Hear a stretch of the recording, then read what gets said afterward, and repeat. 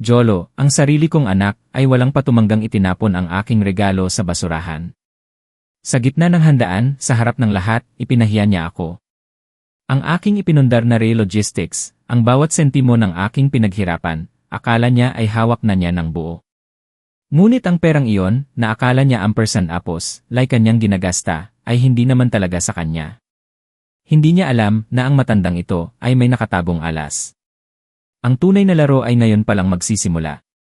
Bago mo marinig ang buong kwento ng isang amang nanahimik, mag-subscribe ka muna, baka dito mo marinig ang sarili mong tinig. Ako si Lolo Ben, 70% apos, ni 2 taong gulang. Ito ang kwento ng araw na tinuldukan ko ang aking dating buhay, ang araw na nagpasya akong tapusin ang lahat ng pagpapanggap at tahimik na pagtitiis. Doon mismo sa ingrandeng handaan para sa ika-10 kaarawan ng aking apong si Santi, sa isang marangyang restaurant sa Maynila, ang ilustrado, ginawa ng aking sariling anak na si Jolo ang bagay na nagpatapon sa aking pasensya. Isang lugar iyon na saksi sa maraming mahahalagang kaganapan sa aming pamilya, ngunit ngayon ay naging entablado ng aking matinding kahihiyan.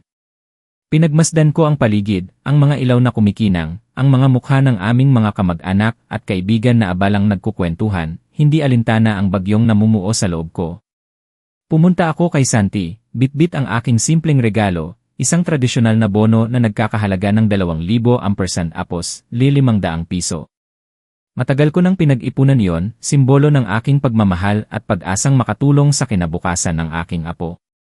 Naglakad ako papalapit, hawak ang munting regalo, kasama ang ngiting hangad kong ibigay sa aking apo. Inabot ko yon kay Santi, at nakita ko ang bahagyang pagningning sa kanyang mga mata. Kahit bata pa siya ay alam niyang may halaga ang aking ibinigay. Ngunit bago pa man niya lubos na mahawakan yon, mabilis na lumapit si Jolo. Sa harap ng maraming tao, kinuha niya ang bono mula sa kamay ng bata, at sa isang iglap, ipinahiya niya ako. Isang malakas na tunog ng pagtapon ang umalingaw-ngaw habang inihagis niya ang aking regalo sa basurahan. Nag-init ang aking pisngi, hindi dahil sa galit, kundi dahil sa labis na hiya at sakit na idinulot niya. Ampersand quote, ano ba ampersand apos, yan, itay, ampersand quote, bulong niya, na sapat para marinig ng mga nasa malapit. Ampersand quote, 2,000 ampersand apos, 500 piso. Sa edad ni Santi ngayon? Hindi mo ba naiintindihan ang halaga ng pera? O sadyang wala kang pakialam sa kinabukasan niya, ampersand quote, ang mga salita niya ay parang latigo na humahagupit sa aking pagkatao, sa aking pagiging ama at lolo. Naramdaman ko ang mga matang nakatingin sa akin, ang bulungan ng mga tao, ang mga tanong sa kanilang isipan. Pinilit kong magpakatatag, yumuko lamang, at tinanggap ang bawat panlalait. Hindi pa siya nakontento.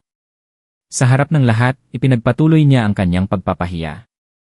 Ampersand quote, mula ngayon, ampersand quote, anya, malakas at malinaw, ampersand quote, wala na ang buwan ng 20,000 piso mong allowance. At itong susi ng Toyota Corolla, akin na ito. Hindi ka na marunong magmaneho ng maayos. Maglalakad ka na lang kung saan ka pupunta, ampersand quote, ang bawat salita ay tumagos sa aking kalamnan, nag-iwan ng malalim na sugat. Ang sasakyang iyon, ang Corolla, iyon ang pinaghirapan ko ng husto noong simula pa lang ng Ray Logistics. Ito ang aking kabuhayan, ang aking pinagmulan. Walang imik akong tumayo. Tinalikuran ko ang ingay at ang mga matang nakatingin, ang mga mukha na may pagtataka at awa. Lumabas ako ng restaurant at sumalubong sa akin ang malamig na hangin ng gabi. Nagsimula akong maglakad. 8 kilometro ang layo ng aking villa sa Tagaytay mula sa Maynila. Hindi ko alintana ang lamig, hindi ko alintana ang dilim. Ang bawat hakbang ay tila naghuhugas ng luha na hindi ko kayang ilabas. Ang sakit ng pagtataksil ng sariling dugo ay mas matindi pa sa anumang lamig na aking nararamdaman. Ngunit may isang bagay na hindi alam si Jolo. Ang perang iyon, na akala niya ay sinasayang ko lang, ay hindi naman talaga sa kanya. Ito ay pera ko, ang perang pinaghirapan ko, ang pundasyon ng Ray Logistics na akala niya ay hawak na niya ng buo. At kinabukasan, paggising niya para bilhin ang bago niyang Porsche, makikita niya ang kanyang bank account na walang laman, ang kanyang mga credit card na nakansela na, at ang kanyang titulo bilang CEO ay binawi na. At ako ay mawawala, walang iniiwan kundi ang gusot na bono na 2,000 ampersand apos, 500 piso. Ako si Lolo Ben, at ito ang paraan kung paano ko tinuruan ang aking anak na walang utang na loob ng pinakamahal na aral sa buong buhay niya, matapos ang gabing iyon, habang nilalakbay ko ang mahabang daan pabalik sa Tagaytay. Ang bawat hakbang ay tila nagpapabalik sa akin sa nakaraang 5 taon. Ang lamig ng gabi ay hindi hamak na mas matindi kaysa sa kirot ng alaala. Naglakad ako, hindi alintana ang dilim, ang tanging ilaw ay ang mga bituin at ang buwan, at sa bawat paghinga, bumabalik sa akin ang mga pangako at pasakit. 5 taon na ang nakalipas simula nang ipasa ko kay Jolo ang pamamahala ng Ray Logistics, ang kumpanyang pinangarap ko at binuo mula sa wala. Magkabila ang aking kamay na halos walang laman, nagtayo ako ng imperyo ng logistic, unti-unti, pira-piraso. Hindi ko inakala noon na ang pagbibigay ko ng responsibilidad na yon sa kanya ay magiging simula ng unti-unting pagkamatay ng aking sariling buhay. Nagawa ko iyon bilang pagtalima sa isang pangako, isang sagradong pangako na binitiwan ko sa harap ng aking pinakamamahal na si Catalina sa huling sandali ng kanyang buhay. Naaalala ko pa ang huling sandali niya sa hospital bed, ang kanyang mga kamay na nanlalamig ngunit mahigpit pa ring nakakapit sa akin. Ang kanyang mga mata ay puno ng pagmamahal at pag-aalala. Quote, Ben, quote, bulong niya, ang boses halos hindi na marinig, quote, alagaan mo si Jolo. Mahal na mahal ko kayong dalawa. Hindi ko hahayaang masira ang pamilya natin, quote, sa mga oras na yon, alam na niya ang katotohanan. Alam na niya na si Jolo ay hindi ko tunay na dugo, ngunit itinuring ko pa rin siyang anak, gaya ng pangako ko sa kanya. At sa mga huling oras ng kanyang buhay, iyon ang tanging hiling niya sa akin, ang paalagaan ang pamilya, at mahalin si Jolo. Iyon ang naging dahilan ng aking tahimik na pagtitiis. Iyon ang pundasyon ng aking pag-asa na sana, sa paglipas ng panahon, ay magbabago si Jolo. Akala ko, ang pagbibigay sa kanya ng kapangyarihan at tiwala ay magpapahinog sa kanya, magtuturo sa kanya ng halaga ng pagsusumikap at responsibilidad. Ngunit nagkamali ako. Lubha akong nagkamali. Mula sa isang batang minamahal at pinapangarap ang kinabukasan ng Ray Logistics, si Jolo ay nagbago. Naging isang aroganteng siye na tila kinalimutan ang lahat ng pinaghirapan ko. Ang kanyang mga desisyon ay hindi na para sa kapakanan ng kumpanya, kundi para sa kanyang sariling kapakanan at ng kanyang asawang si Mayumi. Si Mayumi. Si Mayumi. Siya ang gasolina sa apoy ng pagiging maluho ni Jolo. Naaalala ko ang mga unang buwan matapos kong ipasa ang pamamahala. Ang villa namin sa Tagaytay, na dating payapa at tahimik, ay naging sentro ng kanilang mga engrandeng pagdiriwang. Mga party na walang katapusan, mga bisita na hindi ko naman kilala, mga ingay na umaabot hanggang madaling araw. Mga branded bags, mga mamahaling alahas. Isang araw, nakita ko si Mayumi na may suot na bagong Rolex. Ang kislap ng brilyante ay tila ng insulto sa simpleng buhay na minsan naming kinasanayan. Ang kanilang paggastos ay tila walang hangganan, walang pakialam sa pinaghirapan. Unti-unti, itinulak nila ako palayo. Mula sa pagiging patriarch ng pamilya, nahanap ko ang aking sarili na nakatira sa basement apartment ng aming sariling tahanan. Isang lugar na dating imbakan ng mga lumang gamit, ngayon ay naging aking piitan. Naging isang anino ako sa sarili kong bahay, isang kasambahay kung minsan, isang yaya para sa aking apong si Santi. Naging bantay lamang sa kanilang mga kalokohan, isang tahimik na saksi sa kanilang pagtalikod sa lahat ng halaga na aming pinaniniwalaan. Maraming beses akong sumubok. Maraming beses kong sinubukang kausapin si Jolo at Mayumi. Quote, anak, quote, sasabihin ko, quote, ang Ray Logistics ay pinaghirapan ko. Ang bawat piso ay pinawisan ko. Sana ay matuto kayong magpahalaga sa bawat sentimo sa pagtitipid. Hindi ganyan ang pagpapalaki ko sa iyo, Jolo, quote, o kaya naman, quote, Mayumi, ang utang na loob ay mahalaga sa atin. Sana ay huwag ninyong kalimutan ang pinanggalingan, quote. Ngunit ang bawat salita ko ay tila hangin lamang sa kanila. Iba apos, si ibang klase ng panlalait at pagpapawalang saysay ang ibinabalik nila. Minsan, tatawanan lang nila ako. Minsan, ipaparamdam nila sa akin na ako ay nagiging pabigat. Quote, Lolo Ben, quote, sabi ni Mayumi isang beses, habang nakataas ang kilay, quote, iba na ang panahon ngayon. Hindi na ganoon ang negosyo. Relax ka lang, kami na ang bahala, quote, relax. Paano ako magre-relax kung nakikita ko ang pinaghirapan ko na unti-unting nauubos? Paano ako magre-relax kung nakikita ko ang aking anak na nagiging dayuhan sa sarili niyang pamilya? Ang sakit, na hindi lang para sa akin. Ang masakit ay ang nakikita kong epekto nito kay Santi. Mahal na mahal ko si Santi. Siya ang nagbibigay sa akin ng pag-asa, ang tanging ilaw sa aking madilim na mundo. Nakikita ko ang kanyang pagkalito, ang kanyang pagsisikap na intindihin ang mga nangyayari. Ayokong lumaki si Santi sa isang pamilya na ang halaga ay puro pera at kapangyarihan. Nais kong matuto siya ng integridad, ng pagmamahal, ng pagpapahalaga sa pamilya. Kaya naman, sa bawat pagkakataon, sinisikap kong turuan siya ng mga tamang bagay, ang mga leksyon na aking natutunan sa buhay. Naisip ko, siguro masyado akong nagtiwala. Masyado kong ipinikit ang aking mga mata sa katotohanan. Ngunit nang makita ko ang epekto ng kanilang pamumuhay kay Santi, doon ko napagtanto na kailangan ko ng kumilos. Hindi na ito tungkol sa akin. Ito ay tungkol sa kinabukasan ng aking apo, sa legacy na iniwan ni Catalina. Dahil dito, matagal ko nang inihanda ang lahat. Lihim akong nakipag-ugnayan kay Atty. Ramirez, ang aming pinagkakatiwalaang abogado ng pamilya. Inihanda ko ang lahat ng papeles, ang #quote, Revocable Living Trust #quote, na tila isang #quote, Doomsday Clause, #quote, ito ang aking huling alas, ang huling baraha na ayaw kong gamitin, ngunit alam kong kailangan. Hindi ito para sa akin, kundi para sa Ray Logistics, para sa mga empleyado na itinuring kong pamilya, at higit sa lahat, para kay Santi.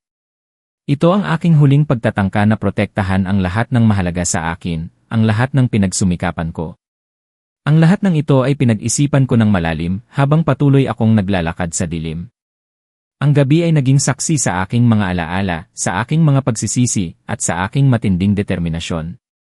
Hindi na ako ang dating Lolo Ben na tahimik na magtitiis. Tapos na ang 5 taong paghihintay. Panahon na para magising sila sa katotohanan.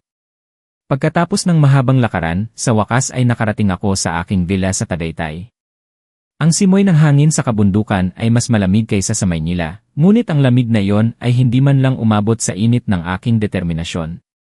Walang ingay, walang abala, dumiretso ako sa aking silid sa basement. Ito ang naging kanlungan ko sa loob ng 5 taon, ang saksi sa aking mga pagtitiis at mga plano. Sa ilalim ng aking lumang sapatos, doon ko inilagay ang isang maliit na micro SD card, isang munting bagay na nagtatago ng malaking kapangyarihan. Kinuha ko ito, dahan-dahan, tila may nagbabantay sa akin, kahit alam kong wala naman. Pagkatapos, inilabas ko ang aking lumang satellite laptop, isang relikya mula sa aking mga naunang taon sa negosyo. Hindi ito konektado sa anumang network ng bahay, isang sarili nitong mundo, ligtas mula sa pangingialam. Ang bawat pagpindot sa keyboard ay tila may sariling ritmo, na nagpapahiwatig ng mga desisyong nagawa na. Tiningnan ko ang oras. 12:00 na ng hating gabi. Kinuha ko ang aking satellite phone, na ginagamit ko lang para sa mga ganitong pagkakataon. Isang numero lang ang aking idinyal, isang taong laging handa, laging gising, laging naintindihan ang aking mga utos. Si Atty. Ramirez. Kung may isang taong lubos kong pinagkakatiwalaan, siya yon. Si Atty. Ramirez ay hindi kailanman natutulog, lalo na kapag may malalim na usapin na kailangang ayusin. #quote, Atty. Ramirez, #quote, bulong ko, ang boses ko ay kalmado, ngunit puno ng kapangyarihan. #quote, panahon na para ipatupad ang #apos, probisyon para sa sukdulang pangyayari #apos, ng ating kasunduan sa tiwala na maaaring baguhin, #quote, ang linya sa telepono ay tahimik, ngunit alam kong nakikinig siya ng mabuti. Hindi na kailangan ng mahabang paliwanag. Naiintindihan niya ang bawat salita, ang bigat ng bawat desisyon. #quote, unang utos, #quote, patuloy ko, #quote, alisin ang 900 milyong piso mula sa corporate account ng Ray Logistics. Ilipat iyon sa account ng tiwala para sa hinaharap ng kumpanya at ng mga empleyado, #quote, narinig ko ang bahagyang paghinga sa kabilang linya, ngunit agad itong nawala. #quote, pangalawa, 20 apos, 5 milyong piso mula sa personal na bank account ni Jolo, kailangan mong kunin iyon. At lahat ng kanyang credit cards, pati na rin ang kay Mayumi, ipawalang bisa mo ngayon din #quote. Ang bawat salita ay parang suntok na aking pinakawalan, hindi sa galit, kundi sa isang matinding determinasyon. May bahagyang kirot sa aking dibdib, ang alaala ng batang Jolo na karga-karga ko pa, ngunit mabilis itong pinalitan ng pangangailangan na protektahan ang lahat ng natitirang mahalaga. Ito ay para kay Santi, para sa Ray Logistics, para sa aking pangako kay Catalina. Ampersand quote, pangatlo, ampersand quote, sabi ko, ang boses ko ay mas matigas, ampersand quote, bawiin ang posisyon ni Jolo bilang C ng Ray Logistics. Ipatawag ang board meeting bukas ng umaga, at ipahayag ang kanyang pagpapatalsik. Siguraduhin mong malinaw sa lahat na ang desisyong ito ay pinal at hindi na mababago, ampersand quote. Pagkatapos, tumigil ako ng ilang sandali. Ito ang pinakamahirap na bahagi, ang pagpapatupad ng huling utos na magbabago sa lahat. Ampersand quote, at pang-apat, ampersand quote, dagdag ko, ampersand quote, kailangan mong ipadala ang mga kinakailangang abiso kay Jolo at Mayumi. Kailangan nilang lisanin ang villa na ito sa Tagaytay ngayon din malinaw na nakasaad sa kasunduan na ang bahay na ito ay pagmamay-ari ng Pondo ng Tiwala at sila ay nakatira lamang doon ng walang bayad bilang aking pabor. Tapos na ang pabor na yon, ampersand quote. Hindi na ako humingi ng anumang kumpirmasyon. Alam kong gagawin ni Atty. Ramirez ang lahat ng aking inutos nang walang tanong. Pinutol ko ang tawag. Isinara ko ang laptop. Ang lahat ay tapos na. Ang plano na pinaghandaan ko sa loob ng 5 taon, ang ampersand quote, probisyon para sa sukdulang pangyayari, ampersand quote, ay ganap nang naipatupad. Hindi ko na kailangan ng marami. Tanging ang aking suot na damit at ilang mahahalagang alaala na ininatan ko mula kay Catalina, ang aking dinala. Wala akong iba pang personal na gamit. Lahat ng material na bagay iwanan ko. Ang mga kotse ni Jolo na nakaparada sa garahe, ang kanyang mga mamahaling damit, ang lahat ng simbolo ng kanilang walang saysay na paggastos, iiwanan ko silang lahat. Hindi ko na kailangan ang mga yon. Lumapit ako sa aking kama. Doon, sa aking unan, inilagay ko ang gusot na bono na 2,000 ampersand apos, 500 piso. Pinilit ko itong plansahin, kahit alam kong imposible nang bumalik sa dati ang hugis nito. Sa tabi niyon, nag-iwan ako ng isang simpleng papel na may sulat kamay ko. Ampersand quote, Jolo, ampersand quote, sulat ko, ang bawat letra ay puno ng kapaitan, ngunit may matinding kapayapaan, ampersand quote, sabi mo, pera mo yan. Nagkamali ka. Hindi yan naging iyo kailanman. Iyan ay akin. At ngayon, babawin ko ang lahat, ampersand quote. Pagkatapos nyon, tumalikod ako. Naglakad ako palabas ng silid sa basement, dahan-dahan, tahimik. Hindi ko na kailangan ng paalam. Ang bawat hakbang ay tila nagpapalaya sa akin mula sa tanikala ng pagtitiis at pagpapanggap. Ang pinto ng basement ay naging daan ko palabas. Sa likod ko, naiwan ang lahat, ang nakaraan, ang sakit, ang mga alaala. Sa harap ko, isang bagong simula, isang kinabukasan na walang Jolo at Mayumi, ngunit puno ng pag-asa para kay Santi at sa tunay na legacy ng Ray Logistics. Kung ikaw ay isang magulang, naranasan mo na rin ba ang ganoong sakit at pagkabigo sa anak? O kung ikaw ay anak, may nagawa ka na bang saktan ang puso ng iyong magulang? Ibahagi ang iyong kwento sa comment section sa ibaba.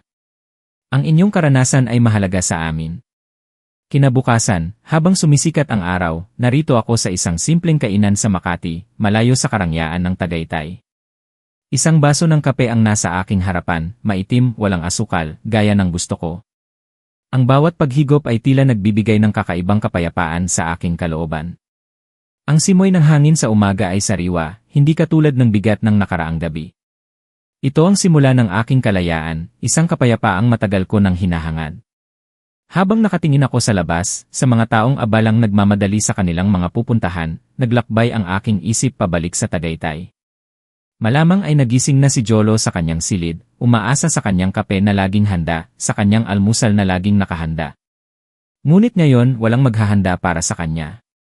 Ang bahay na yon, na minsang puno ng ingay at tawanan, ay ngayon ay malamig at tahimik, isang malaking bahay na walang laman.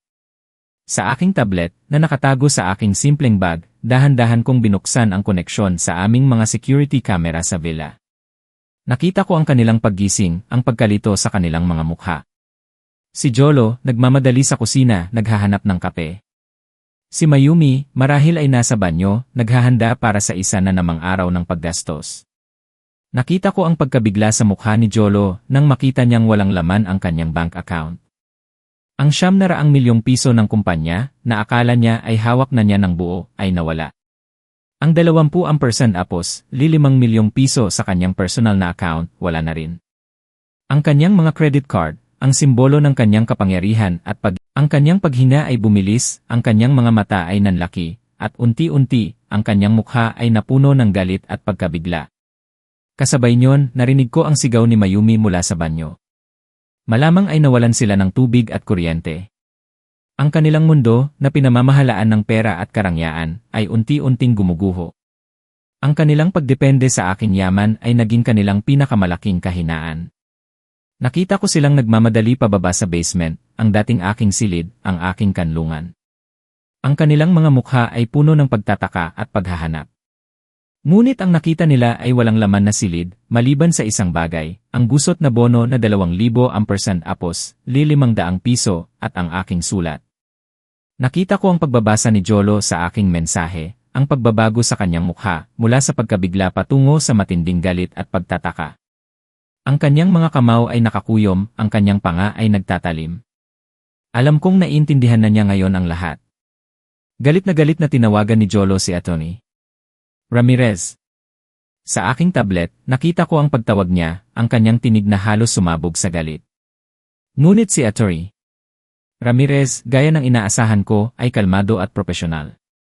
Ipinaliwanag niya ang ampersand quote, probisyon para sa sukdulang pangyayari, ampersand quote, ang mga detalye ng trust agreement, at ang pagpapatalsik kay Jolo bilang CA dahil sa ampersand quote, malubhang maling pag-ugali. Ampersand quote, ang bawat salita ni Atty. Ramirez ay tila martilyo na humahagupit sa pundasyon ng kanilang ilusyon. Nagbayad ako sa tindera ng aking kape, nag-iwan ng malaking tip. Hindi ito para magyabang, kundi isang paraan upang ipakita na sa kabila ng lahat, nananatili pa rin ang aking kakayahang maging mapagbigay. Iyon ang pagkakaiba namin ni Jolo. Siya, nagtatago sa likod ng aking pera. Ako, gumagamit ng aking pera para sa kabutihan. Pagkatapos, sumakay ako ng taxi papunta sa isang pribadong airport sa Clark. Naghihintay doon si Atty. Ramirez, kalmado at handa. Nagkatinginan kami, at sa kanyang mga mata, nakita ko ang paggalang at pag-unawa.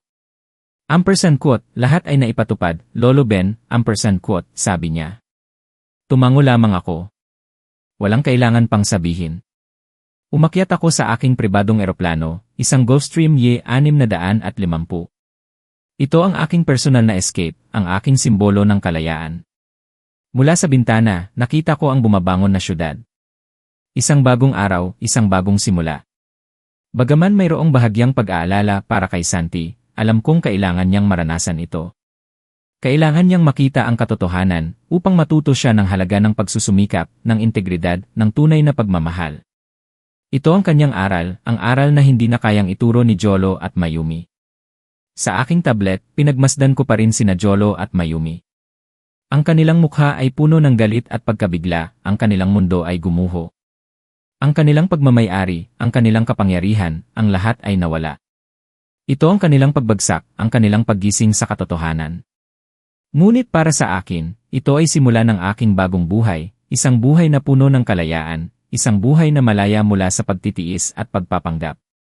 Nang sumikat ang araw, habang ako ampersand apos, lay sa aking pribadong eroplano, nakatanaw sa ibaba ang mga maliliit na bahay at sasakyan, naganap ang susunod na kabanata ng aming kwento. Si Jolo, pagkatapos ng gabing puno ng pagkabigla at galit, ay nagpa siya na harapin ang tanging taong alam niyang may hawak ng susi sa kanyang nawawalang mundo.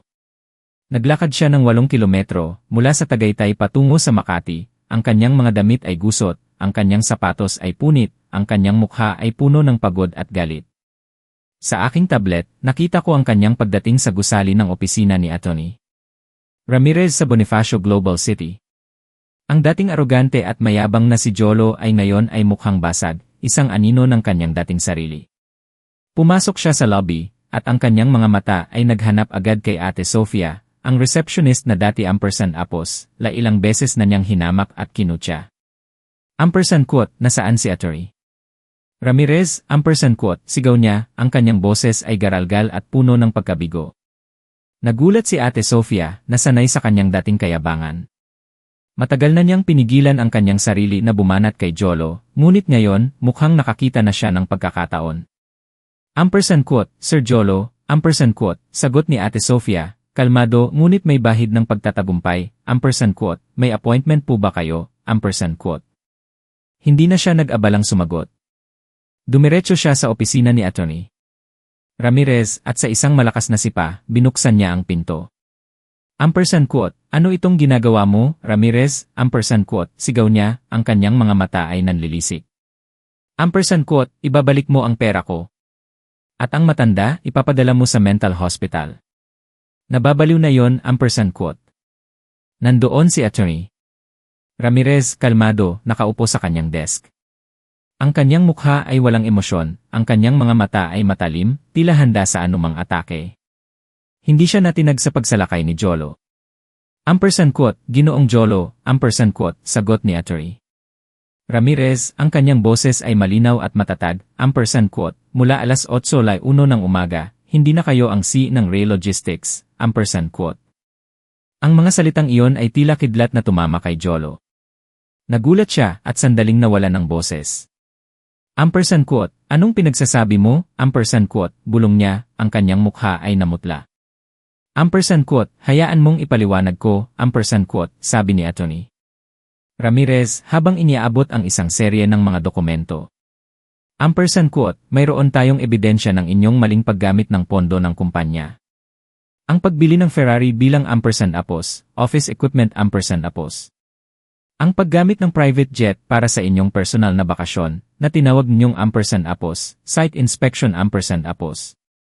Ang paggasto sa mga babae at pagsusugal na idineklara bilang ampersand apos, consulting fees ampersand apos, ampersand quote. Ang bawat salita ni Atty. Ramirez ay tila naghuhubad ng lahat ng pagpapanggap ni Jolo. Ang kanyang mukha ay unti-unting napuno ng hiya, ngunit mabilis itong pinalitan ng galit. Ampersand quote, bukod dito, ampersand quote, patuloy ni Atty. Ramirez, ampersand quote, nais kong ipaalala sa inyo, Ginoong Jolo, na kayo ay isang beneficiary lamang ng trust.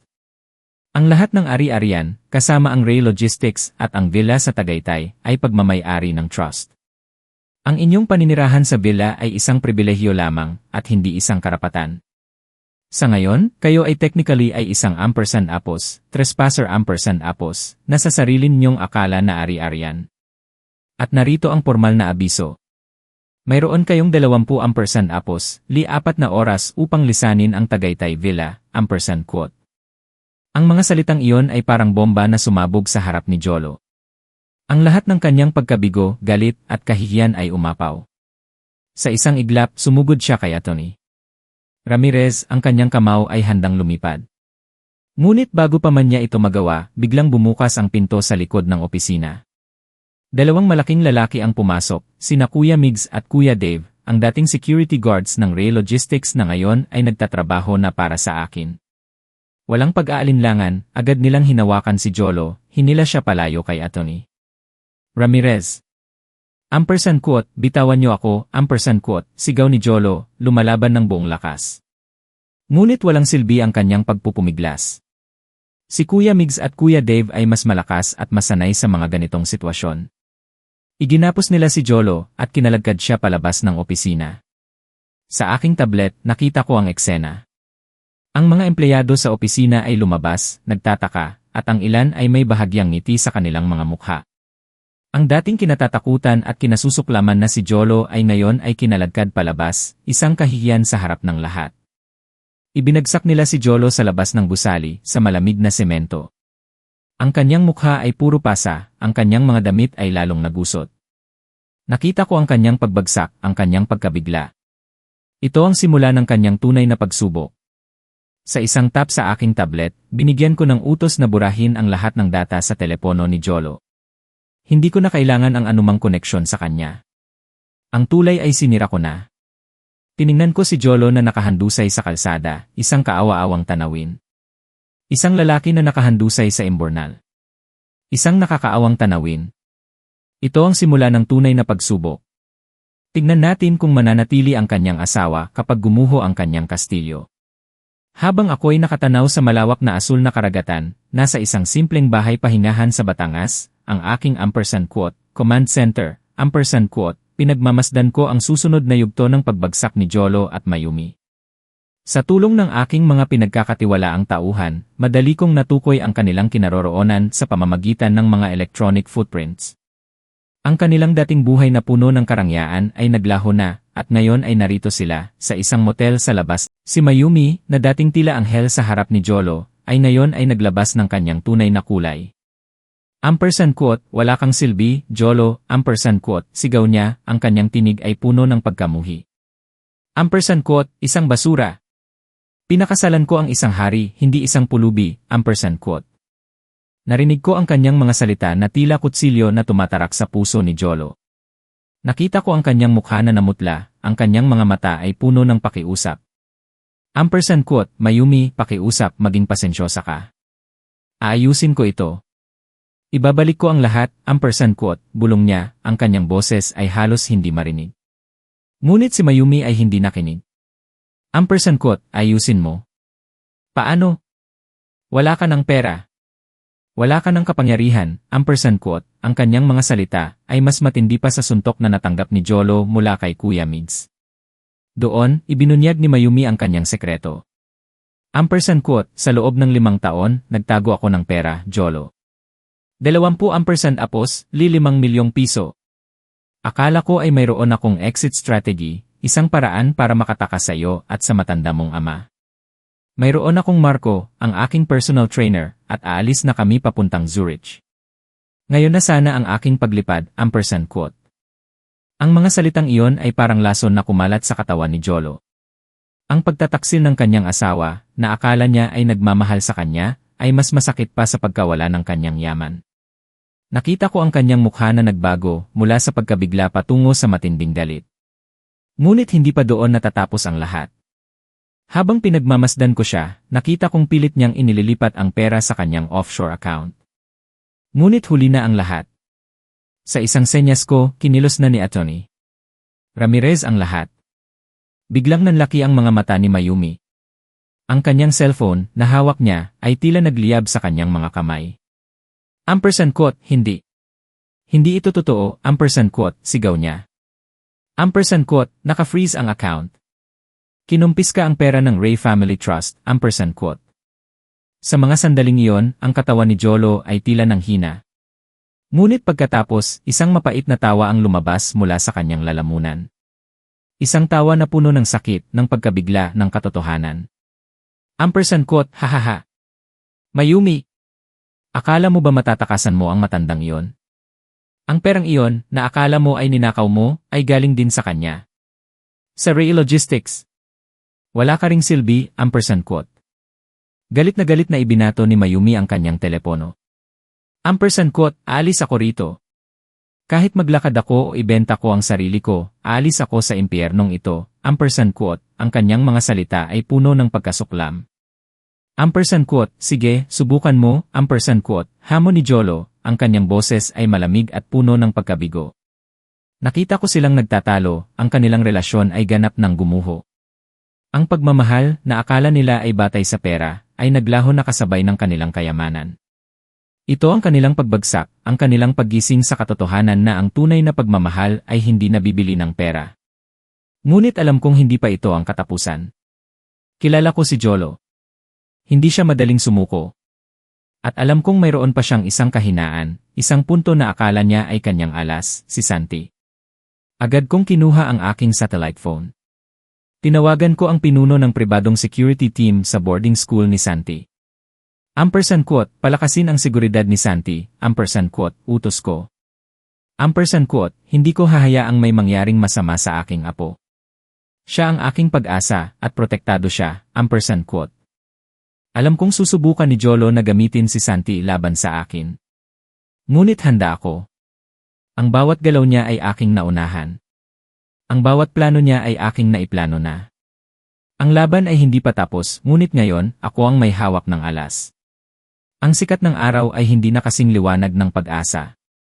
Ang mainit na simoy ng hangin sa Batangas ay biglang lumamig, tila may masamang balita ang dala. Hindi na ako mapakali, ang bawat tibok ng aking puso ay tila tambol na nagbababala. Sa aking command center, habang tinititigan ko ang screen, nakita ko ang sumunod na kabanata ng kanilang kapusukan, ng kanilang pagtalikod sa lahat ng kabutihan. Si Jolo at Mayumi, sa kanilang sukdulang desperasyon, ay nagpasya na gamitin si Santi, ang aking inosenteng apo, bilang pain. Ang kanilang plano, na dahan-dahan kong nasilayan sa aking mga screen, ay isang balangkas ng kasamaan. Ang kanilang balak ay ipahayag akong baliw, isang matandang nawawala sa katinuan.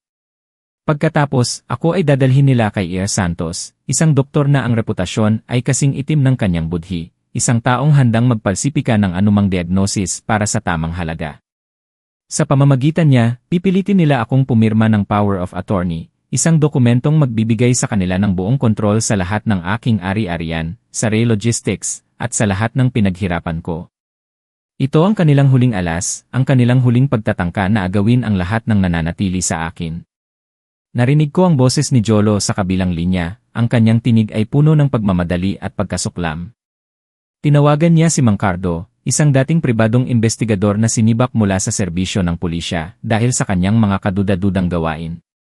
Quote, hanapin mo ang matandang iyon, Mang Cardo, quote, utos ni Jolo.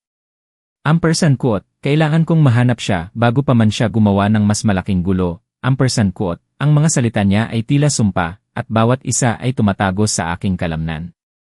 Pagkatapos, isang eksena ang bumulaga sa aking mga mata, isang pangyayari na nagpatigil sa aking paghinga. Nakita ko sina Jolo at Mayumi, sa San Miguel Academy, ang boarding school kung saan nag-aaral si Santi. Ang mga bata ay naglalaro sa playground, ang kanilang mga tawa ay lumulutang sa hangin, walang malay sa paparating na kapahamakan. At doon, sa harap ng lahat, sa gitna ng kanilang inosenteng laro, kinuha nila si Santi. Walang magawa ang tagapamahala, ang kanyang mga mata ay puno ng pagkabigla at takot, habang pilit na hinila si Santi. Ang aking apo, ang aking pinakamamahal na si Santi, ay nasa kamay na ng mga halimaw na walang puso. Ang aking dibdib ay tila sasabog. Ang dalit na matagal kong pinigilan, ang sakit na aking tinago, ay ngayon ay umapaw. Gusto kong sumigaw, gusto kong tumakbo, gusto kong iligtas si Santi. Ngunit alam kong kailangan kong maging kalmado, kailangan kong maging matalino. Pagkaraan ng ilang oras, isang video ang lumabas sa social media. Isang video ni Santi, ang kanyang mukha ay basang-basa ng luha, ang kanyang boses ay nanginginig sa takot. Quote, Lolo Ben, quote, bulong niya, ang kanyang mga mata ay nanunubig, puno ng pagmamakaawa. Quote, pakiusap, bumalik ka na po. Miss na po kita. Gusto ko na po kayong makasama, quote. Ang kanyang mga salita ay tila kutsilyo na humihiwa sa aking puso. Ang bawat patak ng luha niya ay tila kumukulo sa aking dugo. Ngunit mayroon akong nakita na nagpakulo ng aking dugo, isang bagay na nagpatunay sa kalupitan ni Jolo. Sa kamay ni Santi, isang bahagyang pasa, hugis-gasgas ng kuko. Isang crescent-shaped bruise. Alam kong hindi iyon galing sa laro. Alam kong pinisil ni Jolo ang kamay ni Santi, pinilit siyang umiyak, pinilit siyang magpanggap. Ang aking apo, sinasaktan para sa kanilang masamang balak. Ang sakit ay hindi ko na makayanan. Ang video ay mabilis na kumalat, tinag ang mga news channel, ang pulisya, ang mga influencer. Inilarawan nila ako bilang isang quote, matandang malubhang baliw, quote, isang taong quote, mapanganib sa kanyang sarili at sa iba, quote, ang lahat ay bahagi ng kanilang masamang laro, ang kanilang pagtatangka na gawing lehitimo ang kanilang krimen. Agad akong tinawagan ni Atty. Ramirez, ang kanyang boses ay puno ng pag-aalala. Quote, Lolo Ben, huwag kayong susuko, quote, ang kanyang boses ay nagmamadali. Quote, ito ay isang bitad. Gusto nilang ipadala kayo sa mental hospital at kunin ang lahat ng inyong ari-arian. Huwag kayong pumunta, quote. Ngunit ang aking desisyon ay pinalna.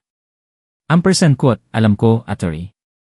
Ramirez, quote, sagot ko, ang aking boses ay kalmado, ngunit may matinding determinasyon. Quote, alam kong isang bitag ito. Ngunit kung hindi ako magpapakita, saktan ulit ni Jolo ang bata. Hindi ko yon hahayaan. Pupunta ako. Ngunit hindi para sumuko. Pupunta ako sa larangan ng digmaan, quote. Kailangan kong protektahan si Santi. Siya ang aking tanging pamilya na naiwan, ang aking tanging pag-asa. Hindi ko hahayaang saktan siya ng mga halimaw na yon. Ang aking pagmamahal kay Catalina, at ang aking pangako sa kanya, ay nagbibigay sa akin ng lakas. Agad kong tinawagan si A.I. Cruz, ang direktor ng Manila General Hospital, at isa sa aking matatalik na kaibigan. Ipinaliwanag ko sa kanya ang lahat, ang bawat detalye ng aking plano. Ampersand quote, kailangan kong magpanggap na ako ay nalilito, Air Cruz, ampersand quote, sabi ko.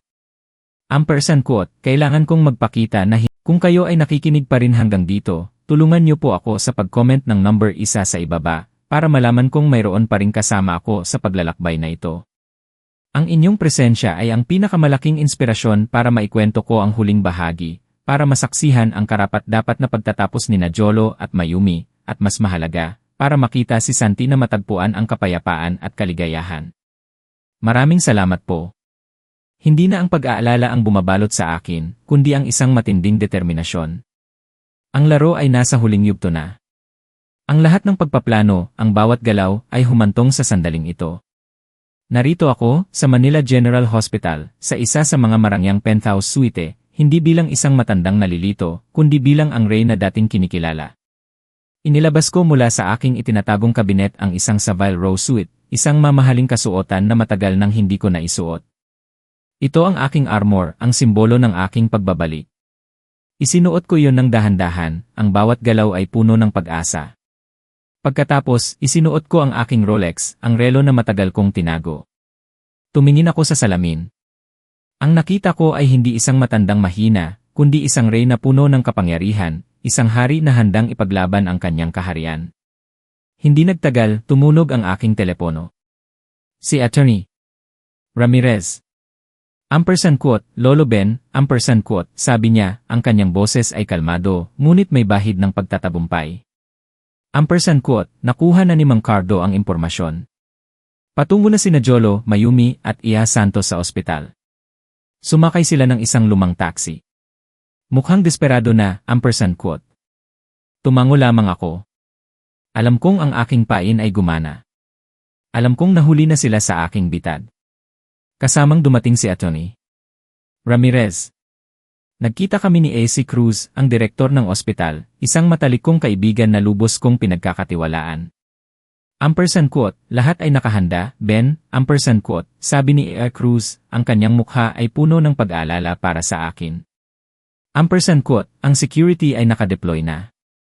May mga undercover cops at hospital guards na nakalatag sa paligid, ampersand quote.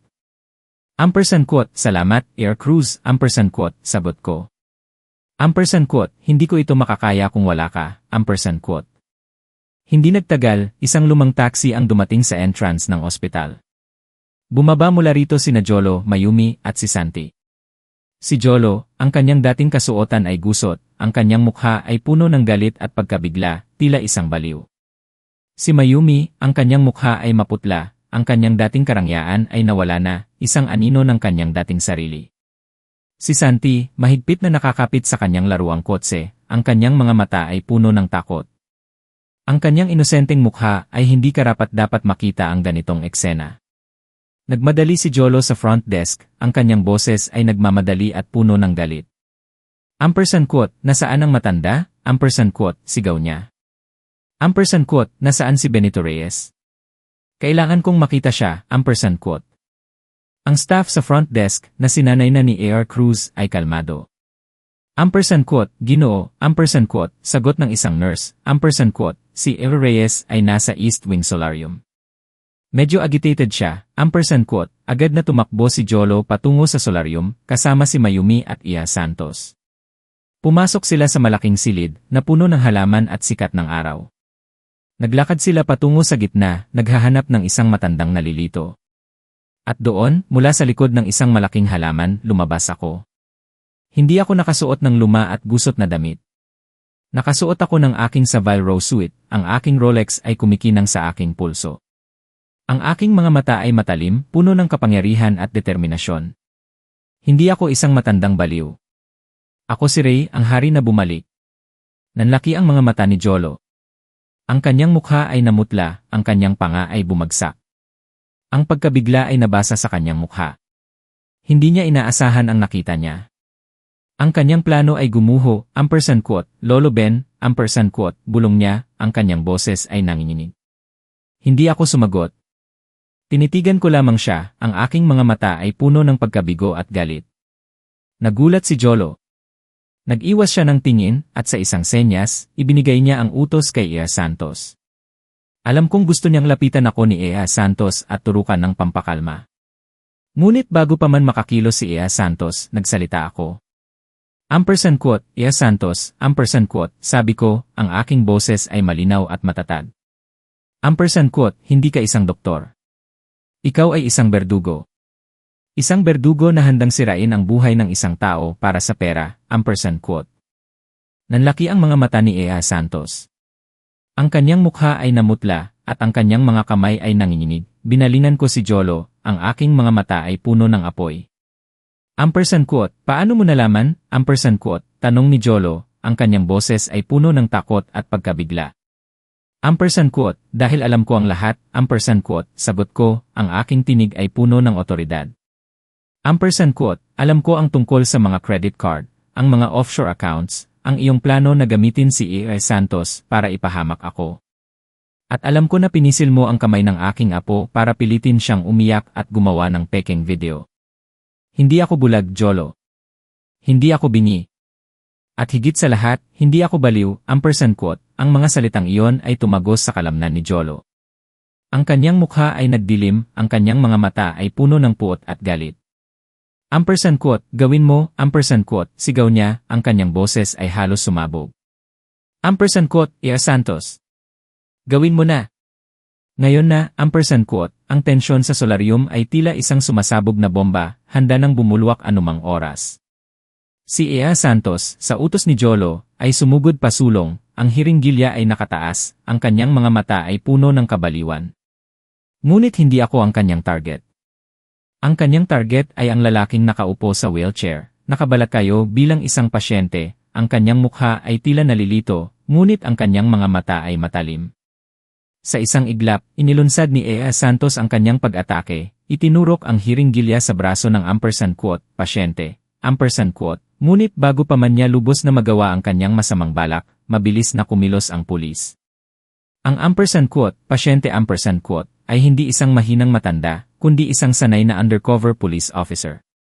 Mabilis niyang hinawakan ang kamay ni Ea Santos, binali ang pulso nito sa isang malakas na tunog. Ang hiringgilya ay nahulog sa sahig, at si Ea Santos ay bumagsak sa kanyang mga tuhod, sumisigaw sa sakit. At doon, nagsimula ang kaguluhan. Mula sa lahat ng sulok ng solarium, lumabas ang mga pulis, nakasuot ng kanilang tactical gear, ang kanilang mga armas ay nakatutok. Sa isang iglap, ang tahimik na silid ay napuno ng ingay ng mga hakbang, ng mga sigaw, ng mga paghuli.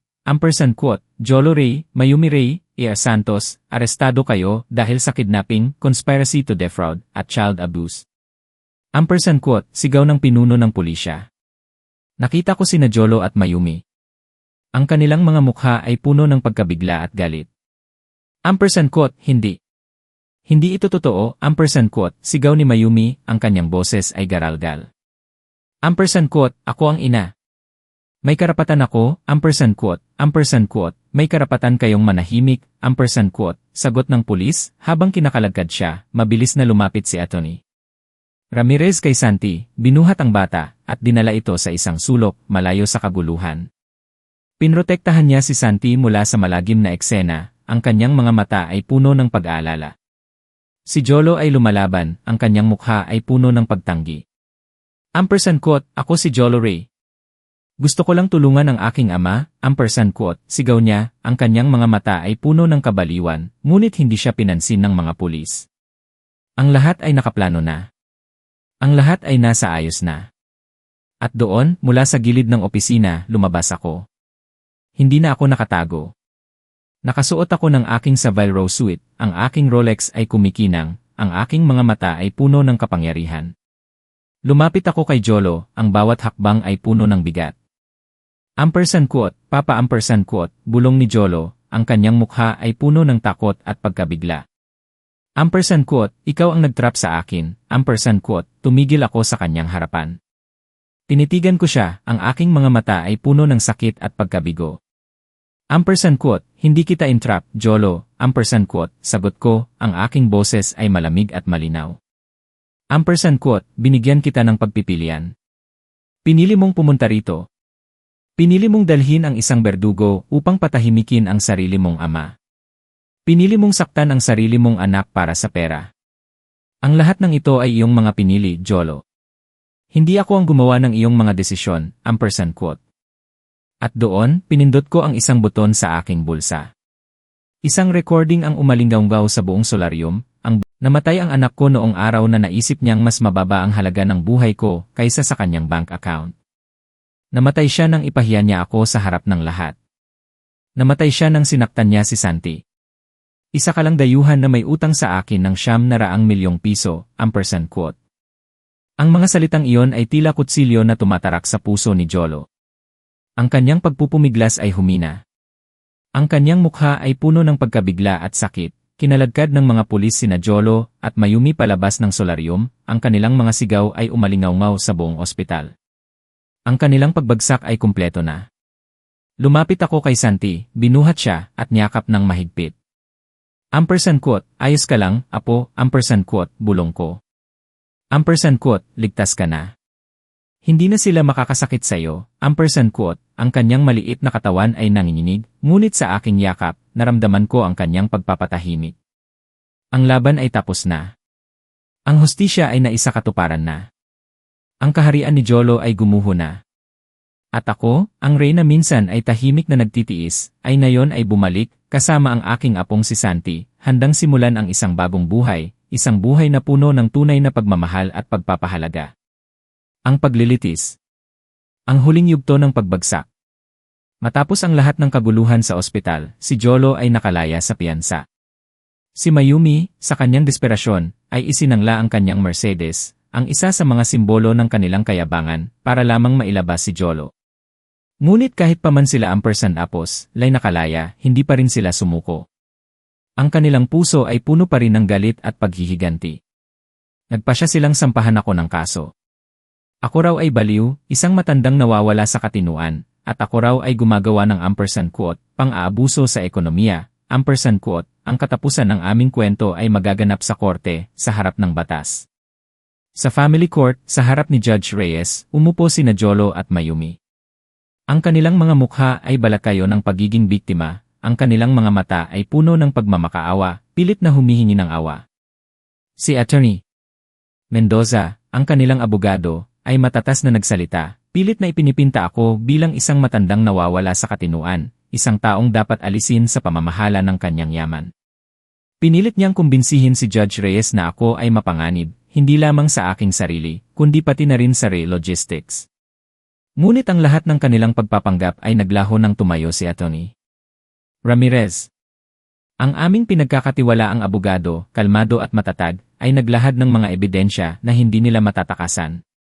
Ang una ay ang recorded conversation ni Jolo at Mayumi, ang kanilang masamang plano na dagdagan ang dosis ng aking gamot, hindi para gamutin ako, kundi para patayin ako. Ang bawat salita ay tila lason na kumalat sa loob ng silid. Pagkatapos, inilatag ni Atty.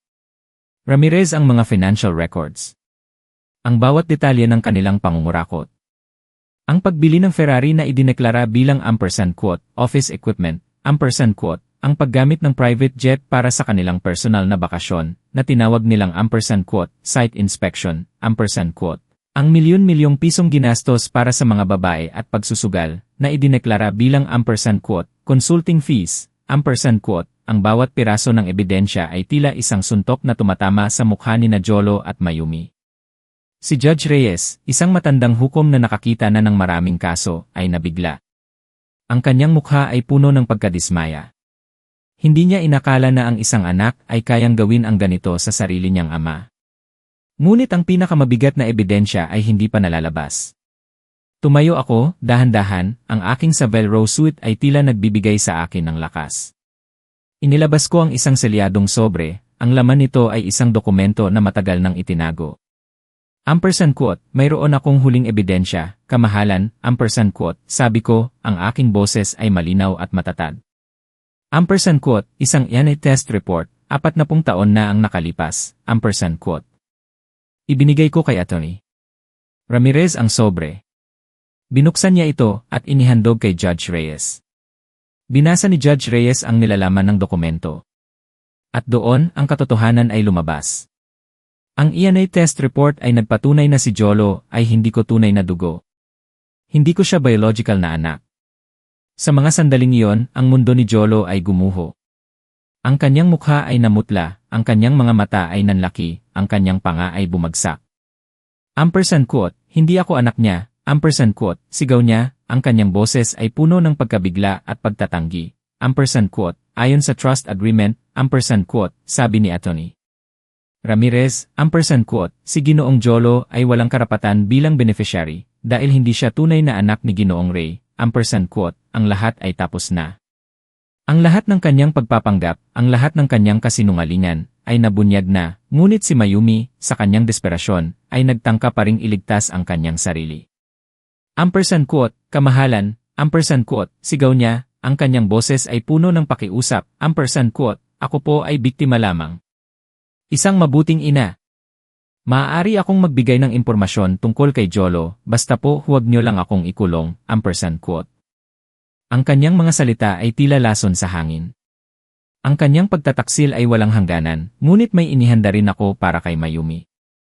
Ampersand quote, kamahalan, ampersand quote, sabi ko, ampersand quote, mayroon pa akong isang video na nais kong ipakita, ampersand quote. Sa screen sa korte, umalinggaw ang boses ni Mayumi. Ang kanyang mga salita ay puno ng kalupitan, habang sinasaktan niya si Santi, tinatawag itong ampersand quote, walang silbi, ampersand quote, at sinasabing ampersand quote, sana ay hindi na lang ito ipinanganak, ampersand quote. Ang bawat salita ay tumagos sa puso ng bawat nakikinig. Ang mukha ni Santi, puno ng luha, ay nakita ng lahat. Si Judge Reyes, na dati ampersand apos, like kalmado, ay napuno ng galit. Ang kanyang mukha ay nagdilim. Ampersand quote, binabawi ko ang karapatan ng ina ni Mayumi Ray. Arestuhin siya ngayon din dahil sa child abuse at complicity, ampersand quote, sigaw niya. Si Mayumi ay hinawakan ng mga pulis, ang kanyang mga sigaw ay umalingaw sa buong korte. Ang kanyang pagbagsak ay mas masahol pa kaysa kay Jolo. At doon, ipinagkaloob sa akin ni Judge Reyes ang custody ni Santi. Ang aking apo, na matagal nang naging biktima ng kanilang kasamaan, ay ligtas na ngayon sa aking piling. Lumabas kami ni Santi mula sa korte, hawak-hawak ang kanyang kamay. Ang sikat ng araw ay tila mas maliwanag kaysa dati. Hindi na kami nagtagal sa Maynila. Dumiretso kami sa isang pribadong isla sa Caymans, kung saan nakadaong ang aking duyan, ang ampersand quote, libertad, ampersand quote, kalayaan. Iyan ang pangalan ng aking yacht, at iyan din ang aking nararamdaman. Sa isang silid sa yacht, inilabas ko ang gusot na bono na 2,000 ampersand apos, ₱500. Pinilit ko itong ayusin, at pagkatapos ay inilagay sa isang magandang frame. Inabot ko ito kay Santi, ang aking apo, ang simbolo ng aking pag-asa, ampersand quote, Santi, ampersand quote, sabi ko, ang aking boses ay puno ng pagmamahal. Ampersand quote, ang halaga ay hindi nasa numero sa papel. Ang halaga ay nasa paraan ng pagkakakita mo rito, at kung paano mo ito pinapangalagaan. Iyan ang tunay na yaman, ampersand quote. Habang nakatanaw kami sa asul na karagatan, tumunog ang aking telepono. Isang mensahe mula kay Atty. Ramirez. Sina Jolo at Mayumi ay nahaharap sa 15 taong pagkakakulong. Si Jolo ay humiling ng isang huling pagpupulong. Sumagot ako nang walang pag-aalinlangan. Ampersand quote, tinanggihan ang kahilingan, ampersand quote. Ito na ang katapusan ng kanilang kwento. Ngunit ito ang simula ng aming bagong buhay. Nakita ko si Santi na nakahawak sa kanyang pamingwit, ang kanyang mukha ay puno ng ngiti habang siya ampersand apos, lay nangingisda. Ang kanyang tawa ay tila musika sa aking pandinig. Ang yaman ay walang iba kundi isang magnifying glass. Inilalantad nito kung sino ka talaga. Ang kabutihan ay tunay na may halaga kapag inilagay sa tamang lugar. At minsan, ang isang matalinong paghihiganti ay isang anyo ng moral na paggising. Ang kabutihan at paggalang, iyon lamang ang tanging pundasyon para mapanatili ang isang pamilya. Walang sinuman ang may karapatang baliwalain ang pagmamahal ng magulang. Hindi dapat bulag na magsakripisyo ang mga magulang at kontrolin ang kanilang mga anak sa ngalan ng pag-ibig. Si Jolo at Mayumi gusto nila ng kalayaan. At ngayon ako rin. At sa unang pagkakataon sa loob ng 5 taon, sa wakas ay naramdaman ko ang tunay na kalayaan. Ang kwento ni Lolo Ben ay nagtatapos dito. Ano sa tingin nyo ang naging desisyon ni Lolo Ben? Kung kayo ang nasa sitwasyon niya, mayroon ba kayong gagawing kakaiba? Ibahagi ang inyong iniisip sa comment section sa ibaba, binabasa ko ang bawat isa. Kung ang kwentong ito ay nagpahiwatig o nagparamdam ng kung anuman sa inyo, huwag kalimutang mag-iwan ng like, ibahagi sa taong pinaniniwalaan niyong madarama rin ito, at mag-subscribe sa channel ng Tahimik na Ama para hindi mapalampas ang susunod na mga misteryo. Magkita-kita tayo sa susunod na kwento.